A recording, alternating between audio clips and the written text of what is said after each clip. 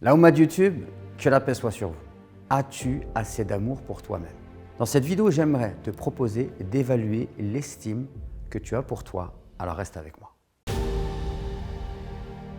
Alors avant de t'évaluer par rapport à l'estime de soi, pourquoi c'est si important d'avoir de l'amour pour soi-même? Eh bien, premièrement, le Coran t'invite à te préserver. Le Coran interdit l'autodestruction. Allah subhanahu wa ta'ala nous dit dans un verset « Ne vous jetez pas vous-même par vos propres mains dans la destruction ». On sait que l'islam interdit le suicide. Donc, on a un devoir de préservation vis-à-vis de soi-même. Et la base de cela, c'est l'amour qu'on va avoir pour soi qui va nous pousser à prendre soin de nous.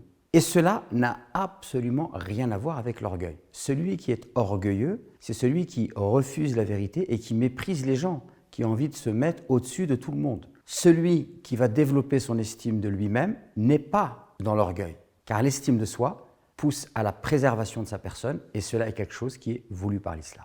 J'aimerais rajouter qu'on sait aujourd'hui, à travers la psychologie, à travers même les maîtres spirituels soufis, que l'estime de soi est une chose essentielle pour avancer dans la vie. Et toute personne qui vit un déficit d'estime de soi, eh bien, vit dans une grande souffrance et très souvent vit en subissant son existence.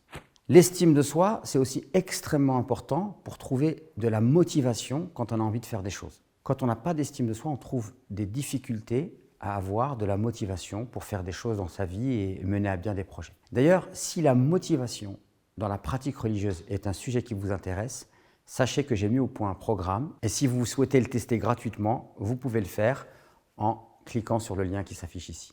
Avant de commencer, je vous invite à prendre une feuille et à créer 5 échelles de 0 à 10. 10 étant une réponse favorable à la question, 0 étant une réponse absolument pas favorable à la question. Et à la fin, vous ferez une moyenne pour pouvoir vous situer par rapport à l'estime de soi. Passons maintenant à l'évaluation et pour cela, je te propose de te poser 5 questions. La première question, est-ce que tu prends soin de toi? Prendre soin de soi, ça se voit notamment à travers la santé et à travers ton image. Une personne qui a de l'estime pour elle-même, c'est une personne qui va prendre soin de son corps, qui va prendre soin de sa santé, qui va faire attention à elle, qui va investir pour elle. Il y a beaucoup de personnes parfois qui se négligent complètement. Pourquoi elles se négligent? Parce qu'elles ne s'accordent pas de valeur. Quand on s'accorde de la valeur, il n'y a rien qui va nous empêcher de prendre soin de nous. Parce que c'est une nécessité, c'est un besoin qui est tout à fait légitime. Et même quand on est une mère de famille ou un père de famille, même quand on a beaucoup de responsabilités, on sait que quand on prend soin de soi, on prend soin de ses proches. Une mère de famille, par exemple, qui ne prend pas soin d'elle, sous prétexte qu'elle s'occupe des siens, au point de négliger sa santé et de ne plus avoir d'énergie, quelque part, eh bien, elle nuit à sa famille par le fait de ne pas prendre soin de sa santé. Donc il y a bien un équilibre à avoir. Prendre soin de soi n'est pas égoïste. Prendre soin de soi est une nécessité. Et quand on prend soin de soi, eh bien, quelque part, on peut alors prendre soin de ceux qui nous entourent. Deuxième question, est-ce que tu sais dire non? La capacité à dire non est une preuve qu'on a de l'estime pour soi, parce qu'on sait mettre des limites. Celui qui dit non, c'est une personne qui sait mettre des limites à son entourage, même aux gens qui nous aiment. Quand on dit non, en fait, on sait préserver son intérêt, on sait préserver sa personne. Beaucoup de personnes ont énormément du mal à dire non, parce que, par exemple, bien, ils vont avoir du mal à dire non à des gens qu'ils aiment, leurs frères, leurs parents. Même à ses parents, on doit apprendre à leur dire non. Par exemple, vous êtes une fille, et vos parents vous proposent de vous marier avec un homme et vous ne souhaitez pas du tout vous marier avec cet homme-là. Vous n'avez pas d'attirance pour lui, voire de la répulsion. Vous sentez qu'il ne vous correspond pas du tout, mais vous n'osez pas dire non. Et Dieu sait que ça arrive, des femmes qui se marient avec des hommes qu'elles ne désiraient pas du tout, mais elles n'ont pas osé dire non à leurs parents. Donc dire non, c'est un apprentissage nécessaire et quand on dit non et qu'on développe cette capacité à dire non, c'est une preuve qu'on a de l'estime pour soi parce qu'on sait préserver ses intérêts. Si au contraire, à chaque fois que vous avez envie de dire non, vous avez peur de dire non, parce que vous avez peur de ne pas être apprécié et de ne pas être aimé par ceux qui vous entourent, c'est une preuve que vous avez un déficit dans l'estime de soi. Troisième question, est-ce que tu sais prendre des risques et tenter de nouvelles expériences? Que ce soit dans le milieu professionnel, dans le domaine du loisir, peu importe, est-ce que tu sais tenter de nouvelles choses? Il y a des gens, dès qu'il faut sortir de sa zone de confort, alors ils éprouvent les plus grandes craintes. Ils sont dans une peur, ils ont peur de mal faire, ils ont peur qu'on se moque d'eux, ils n'ont pas envie d'essayer. Et en fait, ils se brident. Pourquoi se brident-ils? Parce qu'en fait, ils manquent de confiance en eux et ils manquent d'estime d'eux-mêmes. S'autoriser à faire des choses, s'autoriser à rater. J'ai le droit de rater une chose et le fait que je rate une chose, ça n'enlève en rien la valeur que j'ai à mes yeux. Et on sait même que pour pouvoir avancer dans la vie, il est bon de faire de nouvelles choses, de tenter de nouvelles expériences pour pouvoir s'enrichir et élargir son champ de perception. J'aime beaucoup cette phrase qui dit « Quand est-ce la dernière fois que tu as fait une chose pour la première fois ?» En répondant à cette question, peut-être que vous allez vous apercevoir que ça fait très longtemps. Ça fait tellement longtemps que ça remonte à votre enfance, lorsque vous étiez innocent et que vous n'étiez pas dans le jugement. Donc c'est extrêmement important d'oser prendre des risques dans la vie, de tenter de nouvelles expériences. On en a tous besoin et on ne doit surtout pas se l'interdire. Si vous vous l'interdisez vous-même, alors c'est une preuve qu'il y a un déficit dans l'estime de soi. Si au contraire, vous tentez de nouvelles choses, que vous n'avez pas peur de rater, alors c'est un excellent signe. Je me rappelle, par exemple, de cet adolescent qui avait énormément de difficultés à prendre la parole en public. Donc il était terrorisé à l'idée de parler devant tout le monde.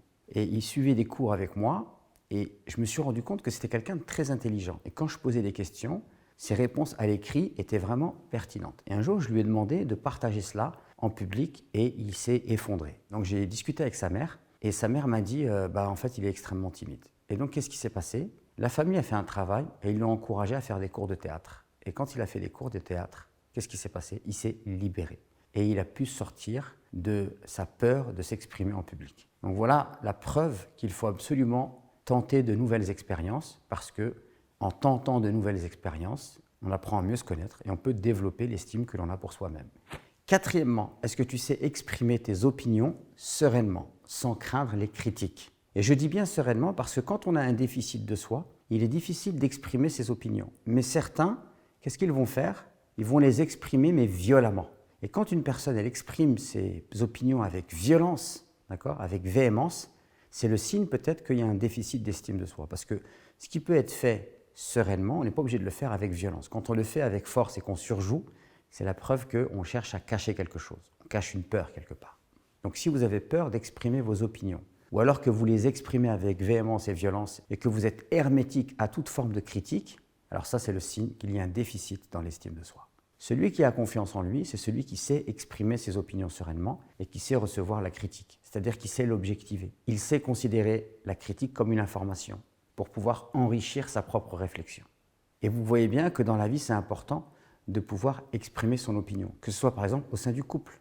Parfois, il y a des couples où il y a soit l'homme, soit la femme qui est dominateur, qui a une forte personnalité, et l'autre qui n'ose pas exprimer ses opinions et qui suit. Alors que la personne a ses opinions, mais elle n'ose pas les exprimer parce qu'elle n'ose pas les assumer. Pourquoi elle ne les assume pas? Parce qu'elle n'a pas d'estime pour elle-même. Enfin, dernière question, est-ce que tu apprécies ta compagnie? Est-ce que tu aimes bien te retrouver seul avec toi-même? Ou alors, est-ce que cela t'est insupportable? Tu ne peux pas aller au restaurant seul, tu ne peux pas aller au cinéma tout seul, tu ne peux pas faire un voyage seul. Tu as forcément besoin d'avoir quelqu'un, un acolyte. Alors c'est bien d'avoir des amis et c'est bien de faire des choses en groupe, mais c'est bien aussi d'avoir la capacité de se retrouver seul avec soi-même pour pouvoir faire le point et le bilan. Mais si tu ne supportes pas ta compagnie et que tu es dans l'incapacité de te retrouver seul avec toi-même, alors ça c'est le signe qu'il y a un déficit dans l'estime de soi. Donc voilà, vous avez 5 questions, vous avez des notes pour chaque question de 0 à 10, vous faites une moyenne et ça va vous donner une idée du niveau de votre estime de soi. Donc cet exercice n'a pas pour but de vous plomber le moral, bien au contraire. Si vous sentez qu'il y a un déficit en termes d'estime de soi, alors c'est une excellente information pour vous parce que maintenant vous avez l'opportunité de développer une chose qui est essentielle pour vous. J'espère que cette vidéo vous sera profitable. N'hésitez surtout pas à me faire des réflexions en commentaire que je lirai avec beaucoup d'attention. Je vous dis à très vite pour de nouvelles vidéos.